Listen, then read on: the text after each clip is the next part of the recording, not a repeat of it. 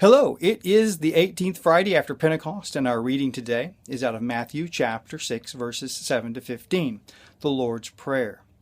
And it's very popular to look at the Lord's Prayer as a structure, as a framework of prayer. And this is a good thing, that each of the lines of the Lord's Prayer has to do with a particular aspect of prayer or things that we should certainly include when we pray.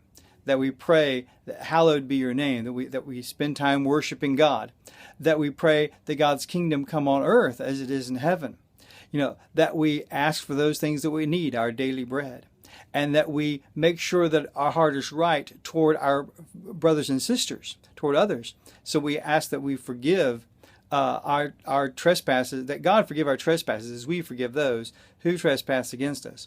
And of course, we want to be not led into temptation. We want God to deliver us from all those things that the devil has planned for us. And all of that is good. And those are important things to remember. And you can pray about those things to an extended degree. But we have to remember that first and foremost, the Lord's Prayer is in fact a prayer. And it can be prayed by itself, that it contains all of those elements.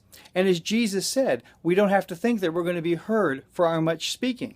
That if we just say things over and over and over and over again, if we ask for the same things over and over again, that God will hear us because we just keep going on and on and on. But in fact, the Lord's Prayer, a prayer, is quite succinct. And so I encourage you to pray the topics that are in the Lord's Prayer. I encourage you to use it as a model for the way that you pray.